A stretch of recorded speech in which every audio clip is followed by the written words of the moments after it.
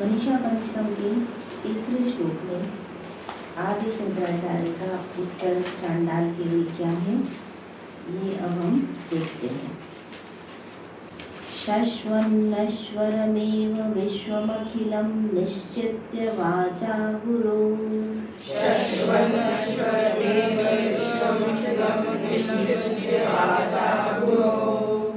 नित्यं ब्रह्म निरन्तरं विमृशता निर्व्याज शान्तात्मना।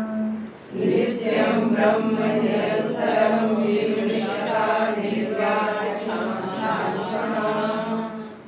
भूतं भावि च दुष्कृतं प्रदहता सन्मिन्मये पावके। भूतं भावि च दुष्कृतं प्रदहता सन्मिन्मये पावके।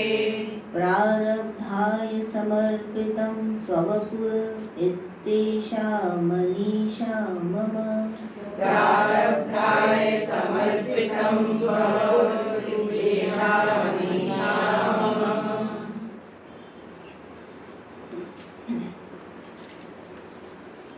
Shashvanashwaram appears to continue but perishing and impermanent.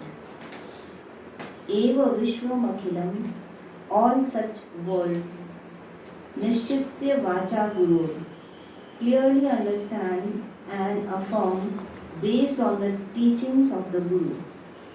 Nityam is everlasting, Brahma Nirantaram,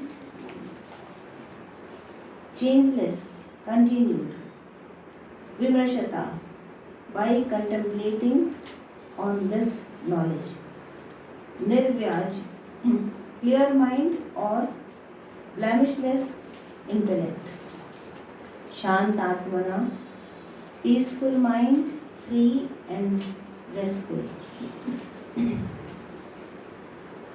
Bhutam, past, bhavi, cha and future. Dushkratam, bad karma. Pradahata, completely burnt. Sanvinmaya pavaki, in the absolute knowledge, burned in the fire of absolute knowledge. Prarabdhai, the root cause of this present life. Samarpitam, offered, completely accepted. Svavapur, gross bodies. Ittesha Manisha Mama, beholder of such wisdom is the real perceptor. This is my conclusive wisdom. ये word meanings हैं। अब इसके अर्थ को based on this word meanings हम देख लेते हैं। जिसने गुरु के वचनों से निश्चित कर लिया है कि संपूर्ण विश्व शाश्वत रूप से नश्वर है, जिसका मन बुद्धि अर्थात आत्मा पूर्ण रूप से शांत व निर्मल हो गया है, इस निरंतर विचार से कि ब्रह्म नित्य है, जिसने शुद्ध ज्ञानाग्नि में भूत व भविष्य के दुष्कृतों को जलाकर नष्ट कर दिया है तथा अपने शरीर को प्रारब्ध को समर्पित कर दिया है, वह गुरु है, वह साक्षी है, यह मेरा दृढ़ निश्चय है।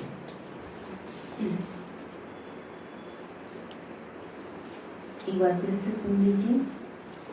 जिसने गुरु के वचनों से निश्चित कर लिया है कि संपूर्ण विश्व शाश्वत रूप से नश्वर है, जिसका मन बुद्धि अर्थात आत्मा पूर्ण रूप से शांत व निर्मल हो गया है, इस निरंतर विचार से कि ब्रह्म नित्य है, जिसने शुद्ध ज्ञानाग्नि में भूत व भविष्य के दुष्कृतों को जलाकर नष्ट कर दिया है तथा अपने शरीर को प्रारब्ध को समर्पित कर दिया है, वह गुरु है, यह मेरा दृढ़ निश्चय है।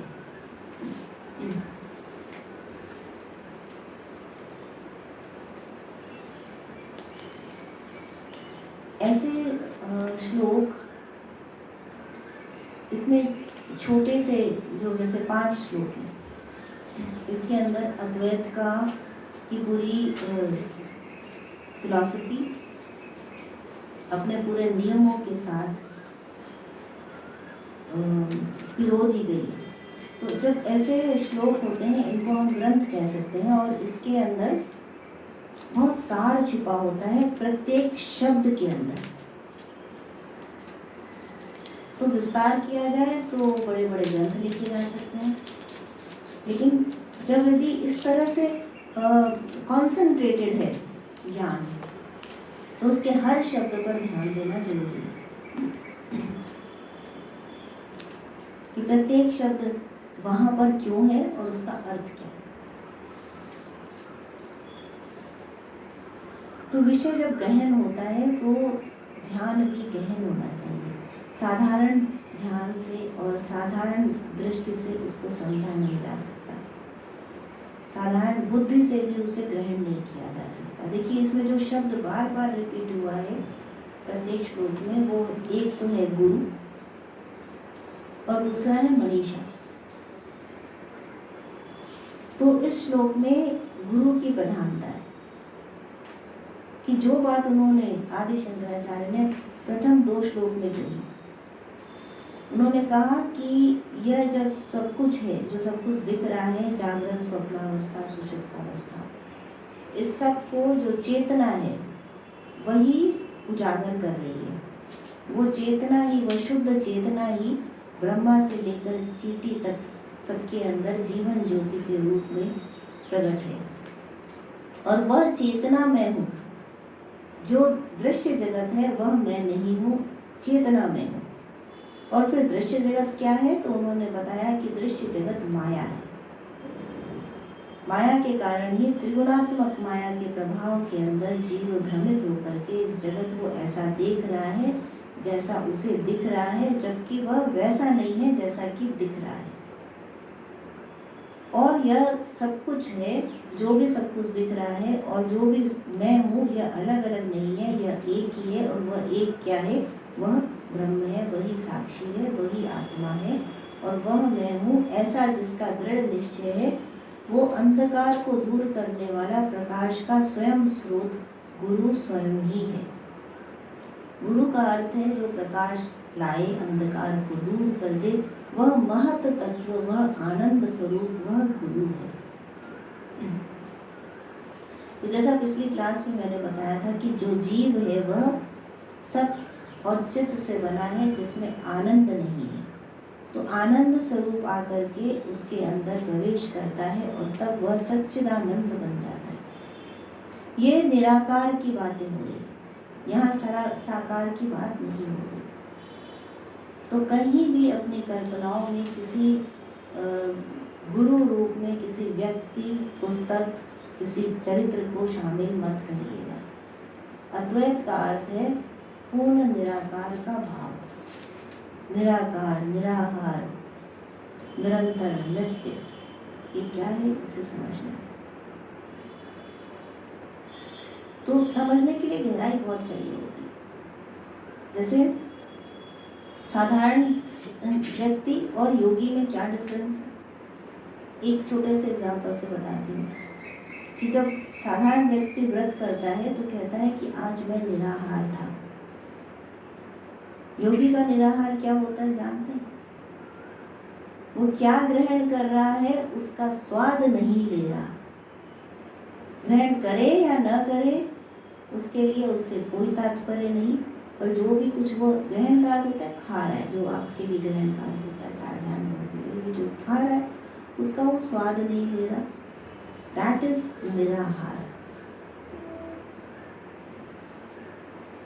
और जो साधारण व्यक्ति है वो एक दिन खाना नहीं खाता तो कहता है आज मैं निराहार था।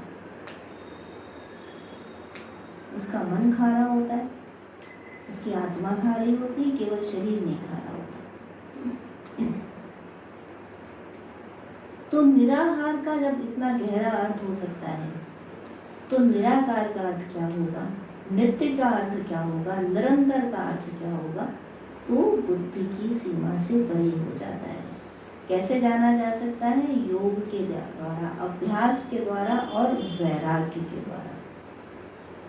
अर्जुन ने कहा कि कैसे कैसे करूं मैं, तो बहुत कठिन है। तो भगवान ने कहा अभ्यास और वैराग्य।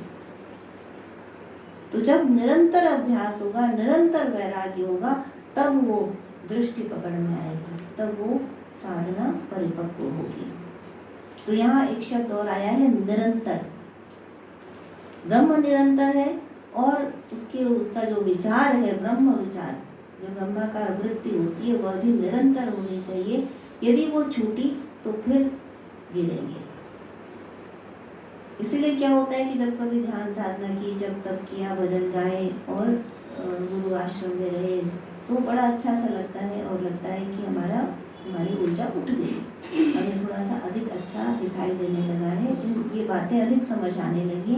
लेकिन उसके बाद वो छूट जाती है, अपने संसार में लग जाते हैं और सब भूल जाते हैं। केवल एक अनुभव के रूप में वो याद रहता है कि उस समय हमने ऐसा अनुभव किया था। पर थोड़े ही समय बाद उसकी सत्यता पर प्रश्न चिन्ह भी लगा देते हैं। और जो लोग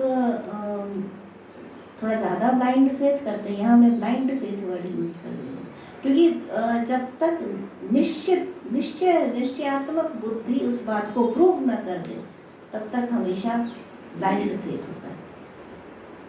तो जहाँ पे ब्लाइंड फेथ आता है, वहाँ पर क्या, ठीक है, नहीं हम तो वहाँ जाते हैं, उस गुरु को मानते हैं, ऐसा करते हैं, तो ये सत्य ही होगा। वो उसके लिए सत्य है, तुम्हारे लिए क्या सत्य है? तो योगीराज आदि शंकराचार्य बता रहे हैं कि यह जो कुछ है, जो ब्रह्म है, वह शाश्वत है, नित्य है, और जो संसार है, जो जगत है, वह अनित्य है, और यह विचार निरंतर होना चाहिए।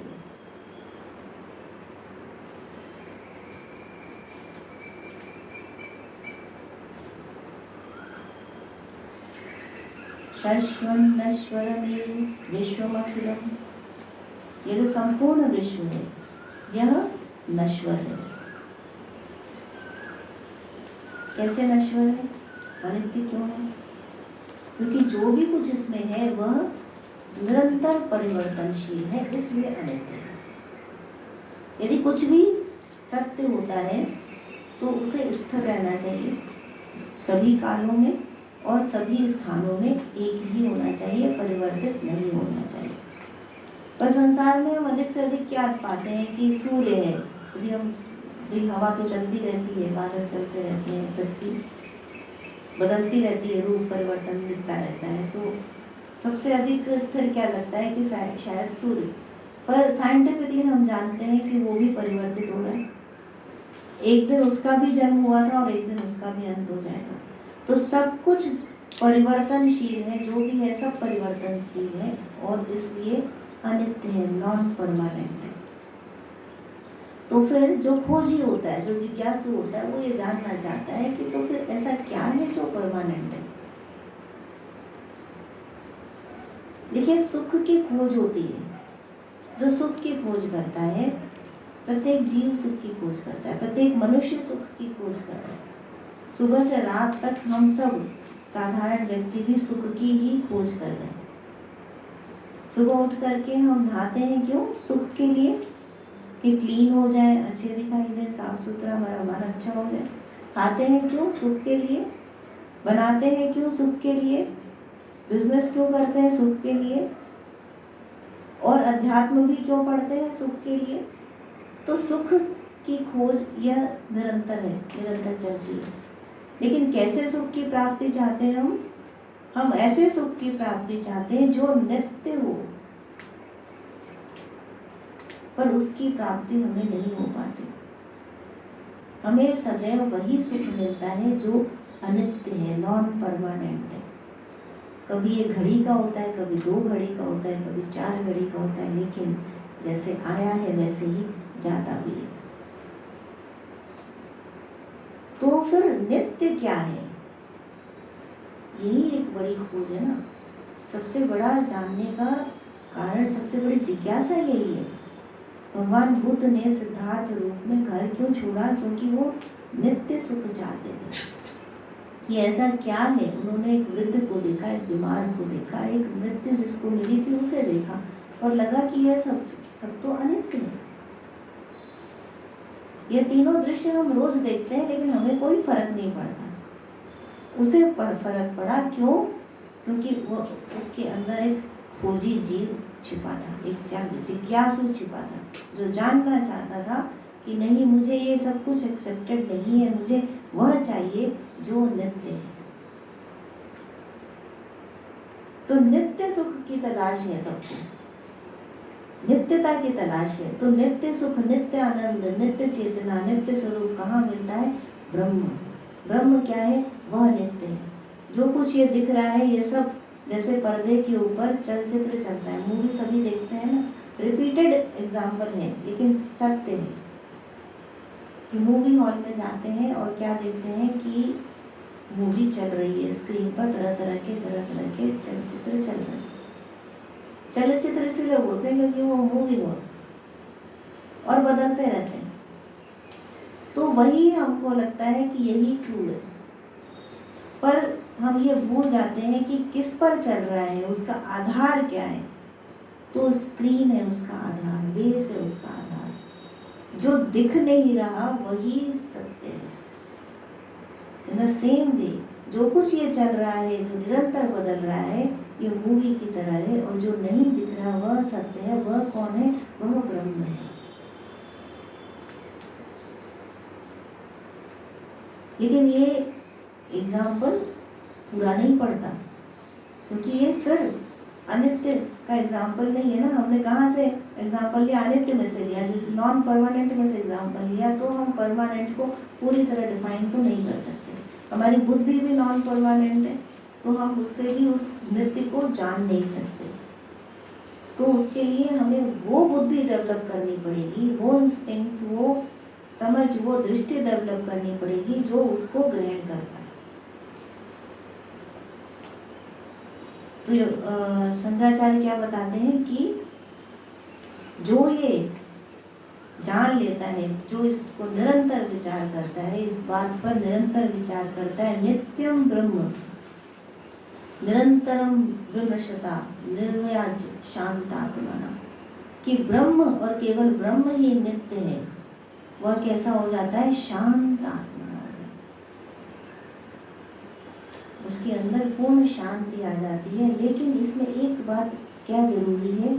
निश्चित वाचा गुरु, गुरु के वचनों को सुनकर जो इस बात को निश्चित कर लेता है। इतने ग्रंथ लिखे गए हैं, वेद पुराण सब अवेलेबल है। आज के दिन तो सब अवेलेबल है सबको, तो क्यों नहीं है एनलाइटेंड हो गए सब? जान लिया हमने, पढ़ लिया कि ये सब कुछ हाईएस्ट ट्रूथ है, तो हमारे अंदर रियलाइजेशन क्यों नहीं आ गया? क्योंकि ये गुरु के वचन नहीं है। तो जिसने यह गुरु के वचनों से जान लिया है उसने, और उस पर निरंतर चिंतन भी किया है, वह शांतात्मा है। उसके अंदर वह निर्मल शांति सदैव बनी रहेगी जो ऐसा करता है। और वही क्या कहते हैं आदि शंकराचार्य? वही गुरु है, यह मेरा निश्चित मत है। अब जो दूसरी बात है इस श्लोक की, वो थोड़ी और डिफिकल्ट टू अंडरस्टैंड है, समझने में बहुत अधिक डिफिकल्ट है, और व्यवहार में लाने के लिए शायद नहीं है। बहुत सोच समझ के व्यवहार में लाने का प्रयास करिएगा, क्योंकि ये बात उसके लिए कही गई है जो पहली लाइन में हमने देखा कि जो शांत आत्मना हो चुका है, जिसके अंदर वो बुद्धि आ गई है कि जो नित्य और अनित्य का भेद कर सकता है। ये उसके लिए कही गई है। क्या कहा गया है?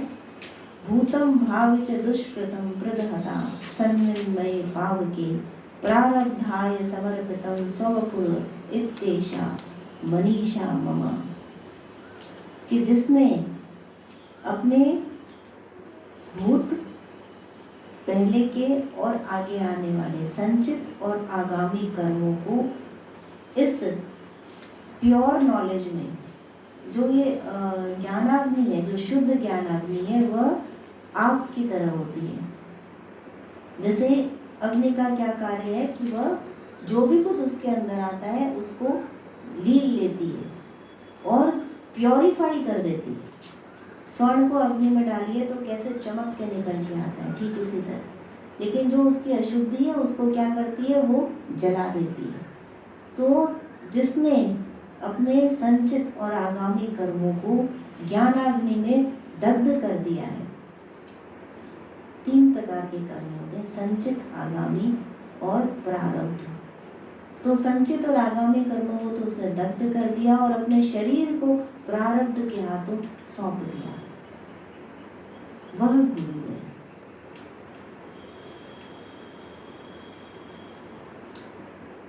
इस बात को थोड़ा हम और समझते हैं कि प्रारब्ध के हाथों सौंप दिया और संचित और आगामी कर्मों का क्या अभिप्राय है। तो कर्म का जब हम विभाजन करते हैं तो 3 प्रकार के विभाजन हमें मिलते हैं, संचित, आगामी और प्रारब्ध। संचित कर्म वो कर्म होते हैं जो वर्षों से, करोड़ों जन्मों से, सैकड़ों जन्मों से किए गए कर्मों के परिणाम स्वरूप जो इकट्ठा होता चला जाता है, बीज राशि, वह संचित कर्म है। जो एकत्र होता जा रहा है, एकत्र होता जा रहा है। आप सोचिए कितने जन्म हो गए, आपको मालूम ही नहीं है। सैकड़ों, हजारों, लाखों, करोड़ों, कितने ही जन्म, कितनी ही योनियां निरंतर आपने भोगी है। उन सब के अंदर आपने जो कर्म किए हैं वो संचित हो गए। वो उन्होंने अभी फल नहीं दिया है, वो संचित बीज रूप में रखे हैं। उनको कहते हैं संचित कर्म, जो अभी बीज नहीं दिए हैं। और आगामी कर्म कहते हैं जो आने वाला है, जो भी आगे फल देने वाला है, भविष्य में जो देगा, जो तैयार हो गया है, वो कहलाता है आगामी कर्म। संचित है जो रखा है, अभी जिसने फल नहीं दिया है, और आगामी वो है जो अब फल देने वाला है भविष्य में। जो भविष्य आपका आने वाला है उसमें जो फल देने वाला है वो होता है आगामी कर्म। कर्म का सिद्धांत ये कहता है कि तुम्हें तुम्हारे कर्मों का फल मिलेगा ही मिलेगा। तुम जो भी कुछ हो अपने कर्मों के कारण, जो भी तुम्हारा संसार है, जो भी तुम भोग कर रहे हो, सब तुम्हारे कर्मों के कारण है। अच्छा या बुरा, ये सब कर्मों का ही फल है। ये पूरा जो लोक है, ये जो मनुष्य लोक है, ये पूरा कॉज एंड इफेक्ट पर रन करता है। कर्म का एक पेड़ है जिसके ऊपर यह शरीर लटका हुआ है, और वो शरीर कैसे बना है, वो प्रारब्ध से बना है। जो फल, जैसे पेड़ है उसके ऊपर अभी आम के फल आने वाले हैं, आम, तो वो जो शरीर रूपी आपका आम का फल लटका है वो आपके प्रारब्ध है। प्रारब्ध होते हैं वो कर्म जो इस समय फलीभूत हो रहे हैं, जिनकी वजह से आपने ऐसा शरीर धारण किया है जैसा आपका शरीर है। जो आप इस समय भोग रहे हैं, जैसा आपका परिवार है, जैसा आपका संसार है, ये सब कुछ उस प्रारब्ध के कारण है। जो इस समय राइट एट दिस मोमेंट जो घटित हो रहा है वह प्रारब्ध है। तो ज्ञानाग्नि में संचित और आगामी कर्म दग्ध हो जाते हैं, लेकिन प्रारब्ध क्यों दग्ध नहीं हो पाते? वो नहीं दग्ध हो पाते। वो जो भोग आपको मिला है वो भोगना ही है। जैसे कोई किसी ने जन्म लिया, अब उसके जन्म से ही आंखें नहीं है, तो ये क्या है? ये प्रारब्ध के कारण। जन्म से ही कोई बीमार पैदा हुआ, कोई बच्चा बीमार पैदा होता है, कोई गरीब पैदा होता है, कोई करोड़ों के बीच पैदा होता है, सुंदर व्यक्तित्व को लिए हुए। तो ये सब क्या है? प्रारब्ध। प्रारब्ध के कारण ऐसा हो रहा है जिसको बदला नहीं जा सकता, उसको भोगना ही होता है। अब क्या होता है कि साधारण व्यक्ति क्या करता है कि उसे बदलने का प्रयास करता है, अपने प्रारब्ध को मिटाने का प्रयास करता है। इसलिए मैंने पहले ही कहा कि चेक, अब यहाँ पे बहुत बड़ा चेक है कि भ्रम में मत आ जाइएगा, संतों की कॉपी मत करने लगिएगा, क्योंकि आपका क्या काम है? कर्म करना। तो अब आप तो नहीं जानते कि आप प्रारब्ध क्या है, आगामी क्या है, संचित क्या है, कहाँ पे हमें एक्शन करना है, कहाँ नहीं करना है। तो जब तक ये क्लैरिटी नहीं है, जब तक बुद्धि उतनी निर्मल और निश्चित बुद्धि नहीं हो गई है कि जिसमें ब्रह्माकार वृत्ति नहीं हो गई, तब तक प्रयास करना छोड़ मत दीजिएगा। तो संत क्या कर रहे हैं? यहाँ बात उसकी हो रही है जिसकी बुद्धि वहां पर स्थायी रूप से लगी हुई है, स्थित प्रज्ञ, ज्ञानी, योगी, उसकी बात हो रही है। तो वो क्या करते हैं? वो प्रारब्ध के हाथों अपने शरीर को सौंप देते हैं। कबीरदास जी कहते हैं ना कि पत्ता टूटा डाल से पत्ता टूटा और पवन ले गई उड़ाए, कब जाके कहाँ गिरेंगे नहीं मालूम। छोड़ देते हैं वो अपने शरीर को, अपने हालात को इस तरह छोड़ देते हैं प्रारब्ध के हाथों। क्यों छोड़ देते हैं? इसलिए नहीं छोड़ते कि वो उसे बदल नहीं सकते, इसलिए छोड़ देते हैं क्योंकि वो प्रकृति को, ब्रह्म को, सबको जान चुके हैं। अब उससे कोई रस नहीं लेना है उनको, इसलिए छोड़ देते हैं। एक आदमी पहलवान के आगे सरेंडर कर देता है क्योंकि वो बहुत दुबला पतला है, बहुत बीमार है, वो जानता है पर पहलवान हमको पटक देगा, छोड़ जाए। साधारण व्यक्ति तो वो है। और असाधारण व्यक्ति योगी कौन है? कि जो ऐसे 10 पहलवानों को पटक सकता है लेकिन नहीं छूता उसको। क्यों? क्योंकि वो उसके लिए मैटर ही नहीं करता।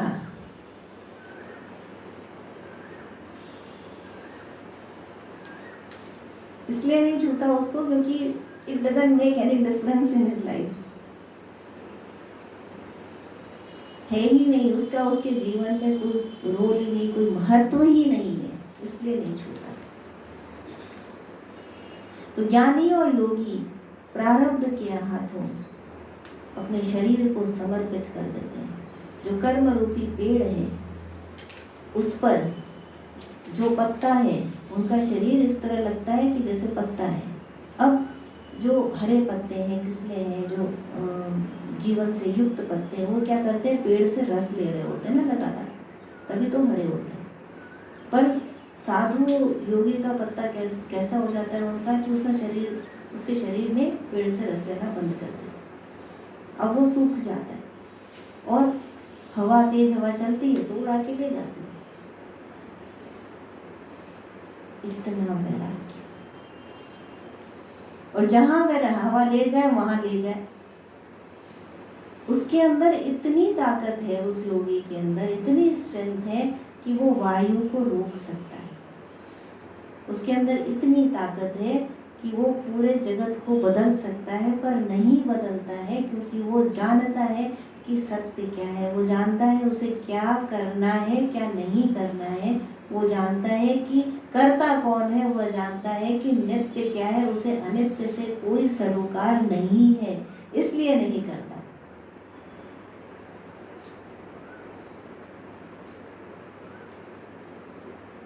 योगीराज ने, उनके पांव पे ईंट गिर गई थी, उन्होंने अपने पांव को नहीं हटाया, ईंट को गिर जाने दिया।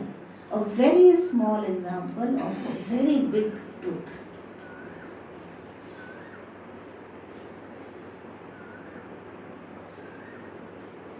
प्रारब्ध को समर्पित कर देते हैं अपने शरीर को, प्रकृति के नियमों के आगे सिर झुकाते हैं वो, कि माँ है, जगदम्बा है, प्रकृति है, तुम्हारे नियमों के आगे मैं सरेंडर करता हूँ। ये है योगी और ज्ञानी। तो वो नहीं करता, वो जानता है इसका कोई अर्थ नहीं है, ये सब क्या है, ये सब भ्रम है। तो भ्रम में क्यों जीना, क्यों सर खपाना भ्रम से? यदि आपको दिख जाए कि यह सांप नहीं, ये रस्सी है, तो क्या करेंगे? जबरदस्ती उसको मारते रहेंगे, काट लेगा करके फिर भी मारेंगे आप उसको, दूध पिलाएंगे उसको, क्यों करेंगे आप ऐसा? आपने देख लिया कि वो रस्सी है। सेम वे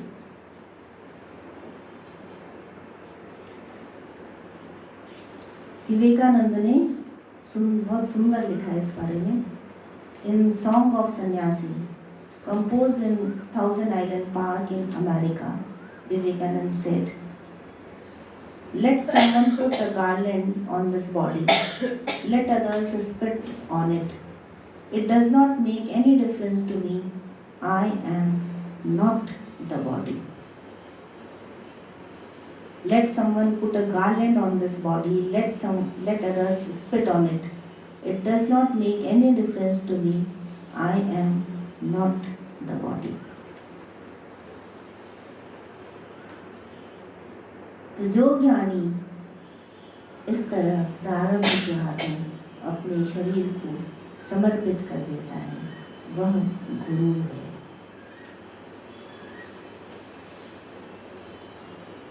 वह ज्ञानी है। यह मेरा पूर्ण निश्चय है। जय श्री कृष्ण। जो तरकश में तीर रखे हैं वो संचित कर्म है कि वो रखे हैं, आपके हैं, रखे हैं, आगे काम आएंगे, वो हो गए संचित कर्म। जो तीर अपने हाथ में पकड़ा, निकाल के चलाने के लिए हाथ में पकड़ा है अभी, वो आगामी कर्म। जो फ्यूचर में जो फल देगा, जो आगे जाके रिजल्ट देने वाला है, वह आगामी कर्म। अब संचित और आगामी कर्म को दग्ध किया जा सकता है ना। वो तरकश में है और जो हाथ में है उसको बदला जा सकता है, दग्ध किया जा सकता है, हटाया जा सकता है। लेकिन प्रारब्ध कर्म कौन सा हुआ कि जो तीर आपने बाण पे चला के छोड़ दिया है, जो छूट गया है धनुष से, वह बाण क्या है? वह प्रारब्ध है। वह फल दे करके ही समाप्त होगा, तो उसको भोग लेना ही उचित है। ज्ञानी इस बात को जानते हैं।